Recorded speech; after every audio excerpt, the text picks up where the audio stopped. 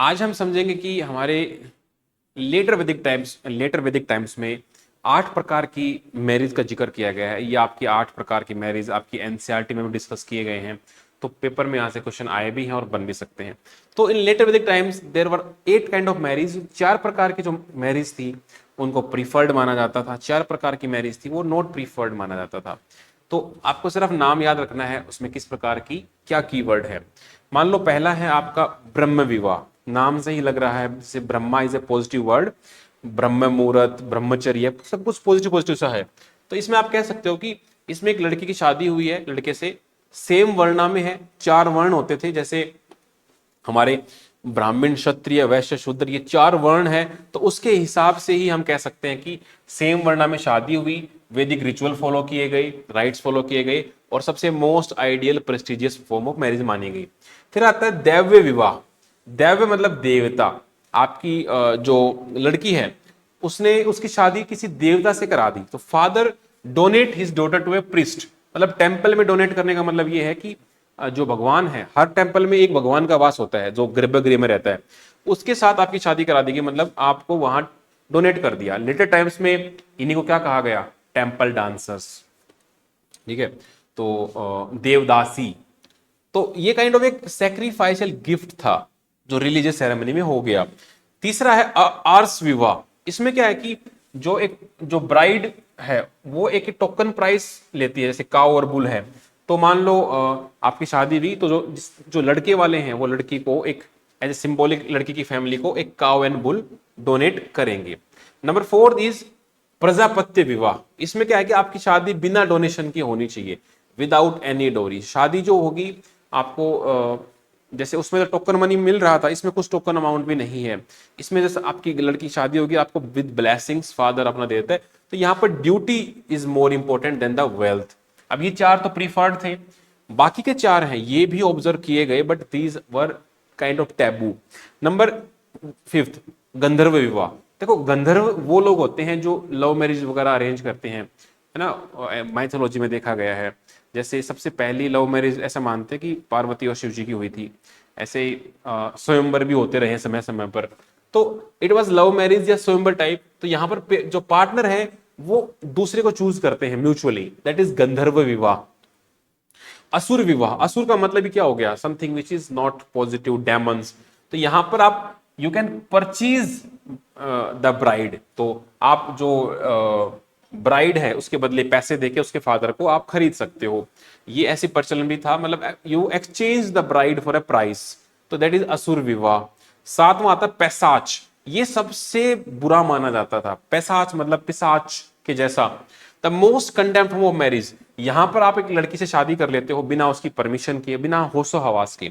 मान लो आपने शेड्यूस कर लिया, उसके एडवांटेज ले लिया आपने, while she is asleep, intoxicate कर दिया, मेंटली अनस्टेबल है, तो इट इज हाईली इमोरल। ठीक है, यहां फिर भी चलो एक काइंड ऑफ ट्रांसपेरेंसी तो है। यहां सी इज नॉट अवेयर कि what is happening to me. तो दिस वाज द पैसाच विवाह।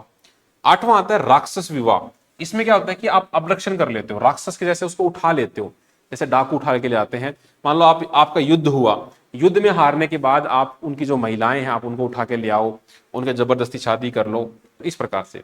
राजपूत में क्या होता था कि राजपूत वुमेन जब उनके राजा युद्ध हार जाते थे तो राजपूत वुमेन जोहर कर लेती थी, एक अग्नि कुंड में अपने आप को जला लेती थी। जैसे आपने जोहर देखा होगा इधर फोर्ट में एक मूवी आई थी इसमें पद्मावत, जिसमें दीपिका पादुकोण होती है, लास्ट में वो जोहर कर लेती है अलाउद्दीन खिलजी से बचने के लिए। तो दीज वर काइंड कि राक्षस विवाह से बचने के लिए इस प्रकार के ट्रेडिशन भी आपको मिलते हैं।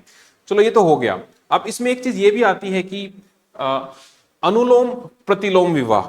अनुलोम प्रतिलोम का मतलब क्या है कि मान लो इंटर वर्णा शादी हो रही है तो 2 प्रकार से हो सकती है। एक तो ये है कि मान लो जो आदमी है, जो मेल है, वो अपर वर्णा से है और वुमेन लोअर वर्णा से है, दैट इज अनुलोम विवाह। और दूसरे केस में क्या है कि जो मैन है वो लोअर वर्णा से है, वुमेन जो है वो हायर वर्णा से है, दैट इज प्रतिलोमा विवाह। अब इसमें होगा क्या कि ये जो विवाह है इसको टेक्स्ट में अलाउड किया गया है कि अगर 4 वर्ण है, चारों में से जो टॉप पे कौन है, ब्राह्मण। अगर एक ब्राह्मण मैन एक शूद्र वुमेन शादी करना चाहे तो अलाउड है, बिकॉज अगर आप देखोगे ये आज भी आपको वैलिड दिखेगा। आप अपने आसपास कोई लव मैरिज देखना जिसमें अगर मैन अपर कास्ट से है, वुमेन लोअर कास्ट से है, समाज इतना प्रोटेस्ट नहीं करेगा। लेकिन अगर वुमेन हायर कास्ट से है, मैन लोअर कास्ट से है, तो the man has to face lot more pressure. Even उसकी डेथ भी हो सकती है, उसको मारा जा सकता है। बिकॉज वुमेन को हमारे मॉडर्न सोसाइटी में एज ए क्या माना जाता है, that she is the prestige of the house, घर की इज्जत। तो उस घर की इज्जत को हम नीचे नहीं जाने दे सकते। लेकिन लोअर कास्ट में उसकी मोबिलिटी हो रही है, लोअर क्लास वर्णा में, कि फोर्थ से सीधा फर्स्ट में जा रही है, तो वो अलाउड माना जाता था। अब मान लो आपने ये कर भी लिया, प्रतिलोम विवाह, तो आपसे जो बच्चा पैदा होगा उसको नाम दिया जाएगा चंडाल। तो Chandal was a name given to the children born out of प्रतिलोम विवाह। तो इस प्रकार से ये शादियां थी। तो बाकी भी शादी हैं, जैसे मान लो एक शूद्र मैन अगर ब्राह्मण वुमेन शादी कर ले तो हमने क्या बोल दिया, चंडाल, सबसे लोवेस्ट। अगर एक शूद्र मैन क्षत्रिय वुमेन शादी कर ले तो हम बोलेंगे वैण। एक शूद्र मैन अगर वैश्य वुमेन शादी कर ले तो वो बन गया अंत्यवासी। एक वैश्य मैन अगर ब्राह्मण वुमेन से शादी कर ले तो बन गया रामक। इनके बच्चों को बोल रहे हैं रामक। एक वैश्य मैन अगर क्षत्रिय वुमेन से शादी कर ले तो बन गया पोलकश। एक क्षत्रिय मैन अगर ब्राह्मण वुमेन से कर ले तो बन गया सूता। सूता। ब्राह्मण मैन क्षत्रिय वुमेन अंबस्ट। ब्राह्मण मैन वैश्य वुमेन तो उग्र। ब्राह्मण मैन एंड शूद्र वुमेन जैसे पार्सव। ठीक है, इस प्रकार के ये मैरिज होती थी।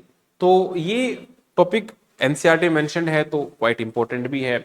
ये जो टर्म्स हैं, जैसे ये हमारा टर्म हो गया, मान लो चंडाल, अनुलोम, प्रतिलोम, राक्षस, ये सारे टर्म आपके पेपर में आते भी हैं डायरेक्टली।